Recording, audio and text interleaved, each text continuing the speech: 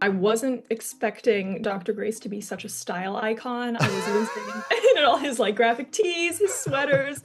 What was your favorite of his looks? And how did they like clue you into who he was? It's tough to choose. Thank you for mentioning that. It was there was so many. It was like a Matryoshka doll of looks, you know. We had so many. It was like a spectrum of light. Of like, there was the space caveman in the placenta onesie. There was this like ramen eating phase where he was wearing like a Wham hat and like he had a mustache for a while. I need you to come with us. This is Project Hail Mary. The sun is not the only star dying. Every star was infected by its neighbor, except one.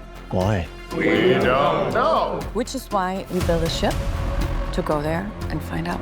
He's got the all-time Halloween costume champion. Right. So a lot of the silly science tees are based on T-shirts that my son, a science nerd, wears on a daily basis. So I took pictures of his T-shirt collection and sent them to the costume department. So the one that says I wear this shirt periodically, that has periodic table. There's one that says the element of surprise.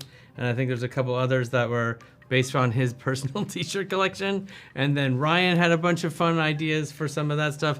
And the costume team of Glenn and Dave came up with stuff. And so it was all put a lot of thought into his many, many looks. And I'm hoping we've added at least 3 or 4 more Halloween costumes into the canon. His scientific T-shirts remind me so much of scientists I grew up with because there always is this sort of scientific humor that delights me. So any of his T-shirts, like the element of surprise, was a delightful one.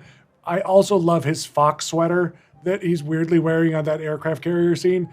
That's a unique, one of a kind creation by Ryan and his wardrobe. Like they designed this together. So yeah, it's unbelievable. And so somewhere between those two, the broad comedy and the weird fox iconography, really, he created this whole new look for Ryland Grace that's delightful. We worked on, his name's Mark Avery. We worked on most of this stuff. But yeah, that one was like the Fox thing was like a little Easter egg for my kids. That was the thing we thought it would be fun if we gave him these shirts because he didn't know who he was.